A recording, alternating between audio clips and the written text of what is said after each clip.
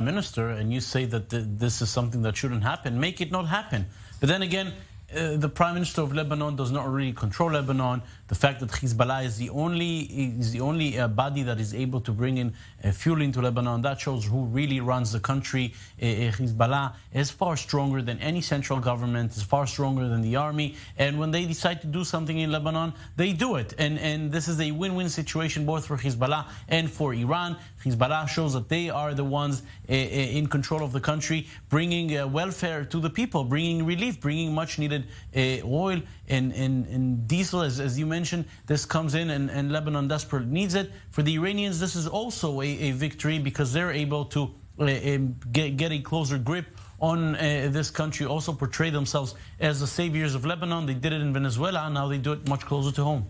Yeah, we'll have to see this as just perhaps the latest boost for Iran and the region, for Hezbollah in particular here. But at the same side, the reports are indicating that this goes up against the huge raft of U.S. sanctions in place here. Now, we don't see anyone coming after Lebanon or Syria, for that matter, around these violations. Just altogether a boost, perhaps even for the Lebanese people on the ground. Yes, absolutely. And Hezbollah chief Hassan Nasrallah warned Israel and the United States, saying that anyone who tries to stop these ships coming from Iran, docking in Syria and then making the way to Lebanon, they'll see it as an act of war. They say those ships carry only fuel and oil.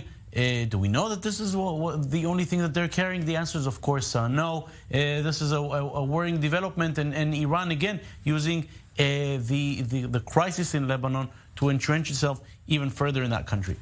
Now, from the Israeli perspective here, I know Israel has extended at least offers of help northward as the country has simply collapsed in Lebanon here. But it feels like it's been some time since we were closely examining any at least sharp tensions on the Lebanese border. What do we know about the level of readiness from the Israeli side, the defense establishment, the threat level, basically the status of the conflict with Hezbollah? If there's one front that worries Israel, it's the Lebanese front. Yes, Gaza is constantly active and it's a worrying issue, but the front which may bring most of the trouble is Lebanon through Hezbollah, and therefore the Israeli army is always ready. That front has been almost completely quiet for 15 years since that war in the summer of 2006.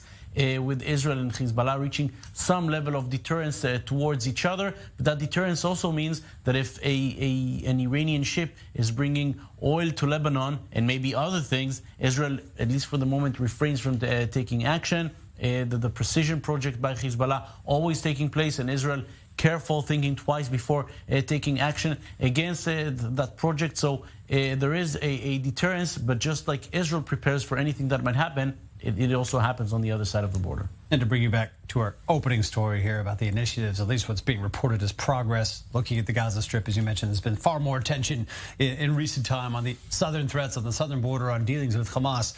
We've hardly talked about Hezbollah and Lebanon of recent time now, but there does appear to be some progress. Egypt is in the void here. Egypt is pushing the sides to reach some form of agreement? Yes, Egypt is the one brokering the deals. Let's remember, Egypt borders both Israel and Gaza. All these reports are coming, this time in Turkish media.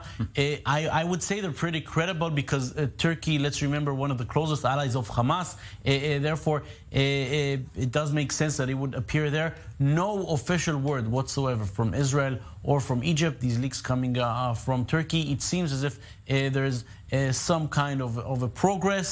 It's a ceasefire on similar lines as the ones we've seen a year ago, 2 years ago, 4 years ago, and 10 years ago. How much did they last? We all know.